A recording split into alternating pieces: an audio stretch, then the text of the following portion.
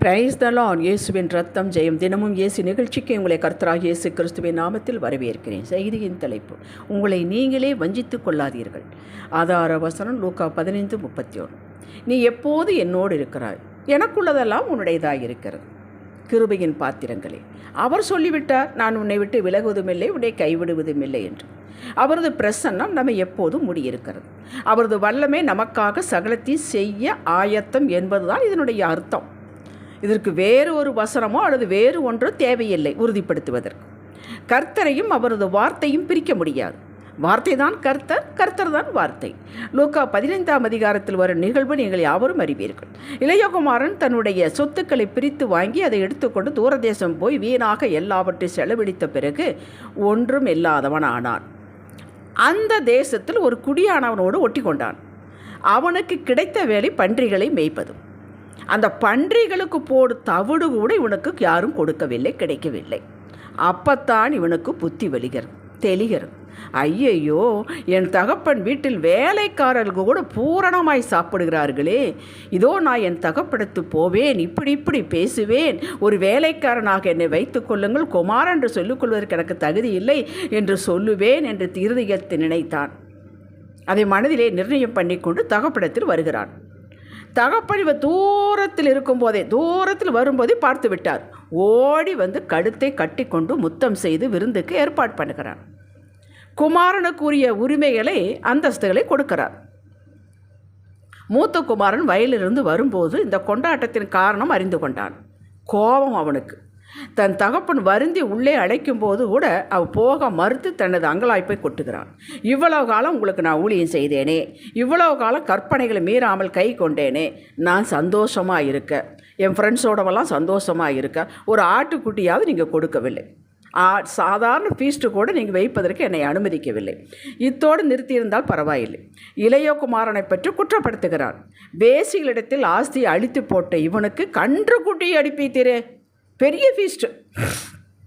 இந்த ஓமை அக்காலத்திற்கு ஏற்றது நினைக்காதீர்கள். இன்று இந்த நாளில் விசுவாச மக்களிடையே நடந்து வருகிறது. நான் எவ்வளவு சீனியர், எவ்வளவு காலமாக சபைக்கு ஊழியம் செய்து வருகிறேன். வசனமெல்லாம் எனக்கு அத்துப்படி. ஒரு நாளைக்கு எவ்வளவு நேரம் வேதம் வாசிக்கிறேன். ஒரு உபவாச ஜபத்தை கூட நான் விட்டு வைத்ததில்லை.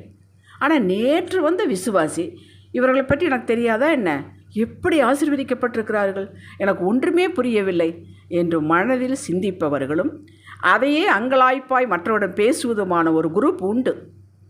லூக்கா 18ஆம் அதிகாரத்தில் ஒரு ஓமையை இயேசு சொல்கிறார். அது 10-14 வரை உள்ள வசனத்தை வாசித்தெரிந்து கொள்ளுங்கள். 2 பேர் ஜெபிக்க வருகிறார்கள். ஒருவன் பரிசேயன், தன்னை பற்றி உயர்வாக தாம் மற்றவர்களைப் போல அல்ல என்று மனதில் சொல்லிக் கொள்கிறான். அடுத்தவன் ஆயக்காரன், பாவி. இவன் மார்பில் அடித்து கொண்டு தன்மேல் கிருபையை வேண்டு கெஞ்சுகிறான்.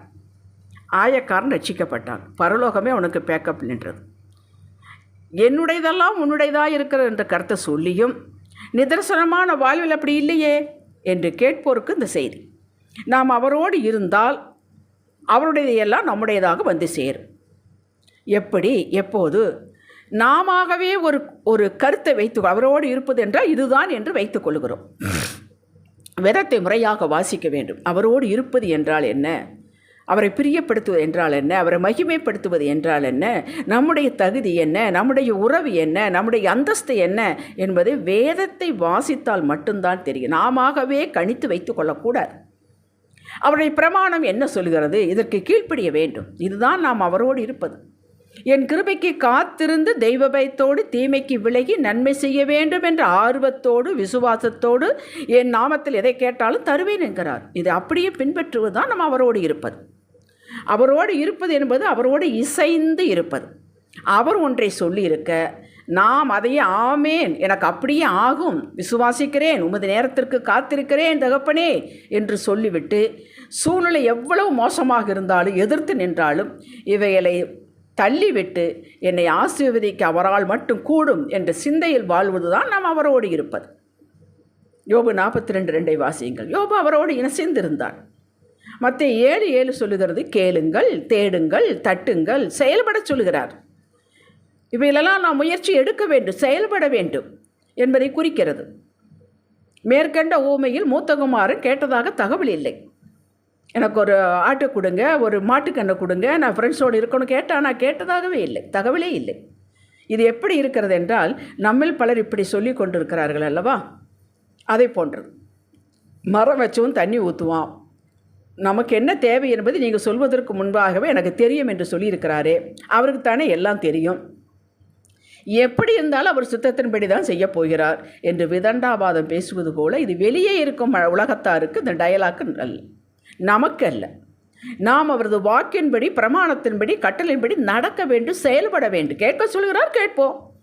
விசுவாசத்தோடு சந்தேகப்படாமல் கேட்க சொல்கிறார், அப்படியே செய்வோம். மார்க் 11 அதிகாரம் 23, 24 வசனங்களை தியானத்தோடு வாசியுங்கள். தனது நேரத்திற்கு காத்திருக்க சொல்கிறார், காத்திருப்போம். கவலைப்படாமல் ஜெபியுங்கள் என்கிறார், கவலைப்படாமல் ஜெபிக்க வேண்டும். ஆனால் நாம் என்ன செய்கிறோம்? கவலைப்பட்டு கொண்டு ஜெபிக்காமல் இருப்பது. மகிழ்ச்சியாக இருங்கள் என்றார், எந்த சூழலிலும் மகிழ்ச்சியாக இருங்கள். மீண்டும் சொல்கிறேன், சந்தோஷமாக இருங்கள் என்கிறார். சந்தோஷமாக இருக்க முடியாதக்கு சூழ்நிலைகள் வரும், அதெல்லாம் விட்டு நான் பார்த்துக்கிறேன், நீ சந்தோஷமாக இரு. நம்ம அப்படி இருக்கிறோமா? யோசித்து பாருங்கள். இப்படி இருந்தால் மட்டுமே நாம் அவரோடு இருக்கிறோம் என்பதாகும். முதலாவது என்னை தேடுங்கள் என்கிறார், அவரையும் முதலாவது முக்கியமானதாக வைப்போம். இவற்றுக்கெல்லாம் காசு பணம் தேவையில்லை. கீழ்ப்படிதலுள்ள மனம், அர்ப்பணமுள்ள மனம், எதை சொன்னாலும் லாஜிக் பார்க்காமல் அப்படியே செய்யும் குழந்தை உள்ளம் வேண்டும். நோகாமல் நோம்பி கும்பிட முடியாது. எல்லாவற்றுக்கும் ஒரு பிரயாசம் வேண்டும், ஒரு முயற்சி வேண்டும். அந்த முயற்சிக்கோடு பயிற்சியும் வேண்டும். அப்பொழுது தான் அது நமக்குள்ளே குணமாக மாறும். இந்த சத்தியங்களை கற்றுக்கொண்டு இதன்படி நடந்தால், நாம் நினைக்கும் போதே, நீங்கள் சிந்திக்கும் போதே, உங்கள் நினைவில் இருக்கும் போதே காரியங்கள் வாய்க்க ஆரம்பித்துவிடும். ஏனென்றால் நினைவே சிந்தனையே ஒரு ஜெபந்தான். நீதிமொழி 23:7. அவன் இருதயம் எப்படி இருக்கிறதோ அப்படியே அவன் இருக்கிறான். அதாவது சிந்தனையில், கற்பனையில் என்ன பார்க்கிறீர்களோ, விசுவாசிக்கிறீர்களோ அப்படியே நடக்கும், சேங்ஷன் ஆகும். இப்படி இருப்பது, செயல்படுவது தான் நாம் அவரோடு இருப்பது. எதை செய்ய சொல்கிறாரோ அதை செய்ய வேண்டும். நாமவே இத்தனை அதிகாரம் வாசிக்கிறது, காணிக்கை செலுத்துறது, தவறாமல் ஆலயம் போவது, ஆசீர்வாதங்கள் தேடி வரும் என்று நினைத்து கொண்டிருக்கக்கூடாது. பின் காரியம் நடக்கவில்லை என்றால் கர்த்தர் என்மேல் கோபம் போல என்பது இதுவும் தவறு. வேத வாசித்தல், தவறாமல் ஆலயம் செய்வது, காணிக்கை செலுத்தும் நமது பொறுப்பு. சொல்லி இருக்கிறார், சபை கூடுதலை விட்டு விடாது இருங்கள் என்று சொல்லி இருக்கிறார். என்னுடைய ஆலயத்திற்கு வெறுங்கையாக வராதீர்கள் என்று சொல்லி இருக்கிறார். என்னை அறிகிற அறிவே அறிவு என்றிருக்கிறார். எப்படி அறிவது? வேத வாசித்தால் தான் கிடைக்கும். இதையெல்லாம் சொல்லி இருக்கிறார், நம்ம செய்கிறோம். இது அன்பின் அடிப்படையில் செய்ய வேண்டும். இது நமக்கு நல்லது. இதை வைத்துக்கொண்டு கர்த்தரிடம் பேரம் பேசக்கூடாது. நாம் அவர் நம்முடைய அப்பா, நாம் பிள்ளைகள். எங்கே இருக்கிறது பேரத்திற்கு இடம்?